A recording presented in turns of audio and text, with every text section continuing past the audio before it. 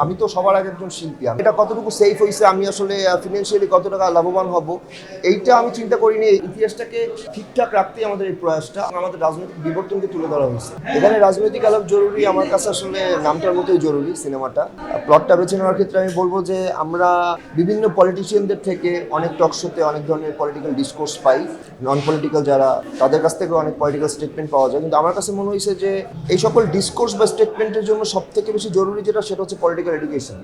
Usually আমাদের এখানে political বা পলিটিক্যাল ফিলোসফি এই ধরনের সিনেমা খুব বেশি হয় না। আমাদের নিজেদের জায়গা থেকে এক ধরনের দায়িত্ববোধ এবং চোখের সামনে ঘটে যাওয়া জুলাইয়ের কারণে এই ইনিশিয়েটিভটা নেওয়া এবং সেটাকে সিনেমা হল পর্যন্ত আনতে চেষ্টা করা।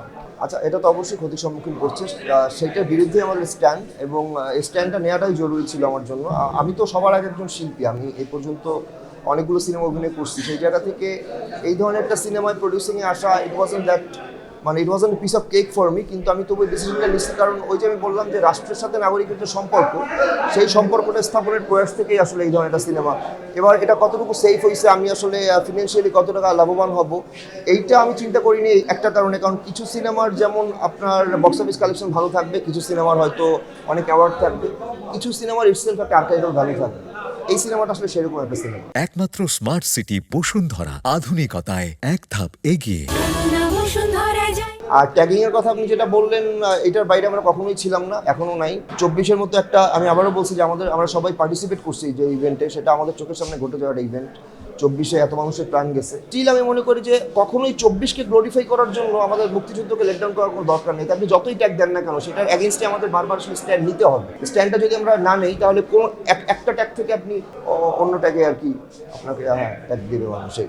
দেখেন, এই বিষয়টা তো একদমই সাংস্কৃতিক বান্ধব না, বিকৃত ইতিহাস। এবার ইতিহাসটাকে ঠিকঠাক রাখতেই আমাদের এই প্রয়াসটা। আমি আবারও বলতেছি যে এটা পুরোপুরি একটা বাঙালি রাজনৈতিক ইতিহাস এবং আমাদের রাজনৈতিক বিবর্তনকে তুলে ধরা হয়েছে। আমরা কোনো ইভেন্টকেই গ্লোরিফাই করতেছি না, কোনো ইভেন্টই ছোট করতেছি না, প্রত্যেকটা ইভেন্টই সত্য। সেই সত্যের বয়ান, আমাদের যে কেন্দ্রীয় বয়ানটা, সেটা খুবই নিরপেক্ষ একটা বয়ান। সেটা হয়তো বা কারো পক্ষে যাবে, কারো বিপক্ষে যাবে, কিন্তু আমরা সেটাকে কোনোভাবেই, আসে না যে আমরা স্ক্রিপ্ট নিয়ে বসলাম, এবার কী করলে আমরা সেফ থাকবো, একটু পলিটিক্যালি কারেক্ট থাকা যায় কিনা, আমরা সেটা বাঙালির নিয়তি যা, বাঙালির সাথে যা হয়েছে, বাংলাদেশিদের সাথে যেটা হয়েছে এবং এখন আমরা যেটা সাফার করি, আমরা তার মধ্যেই আছি, আমরা তার বাইরে না।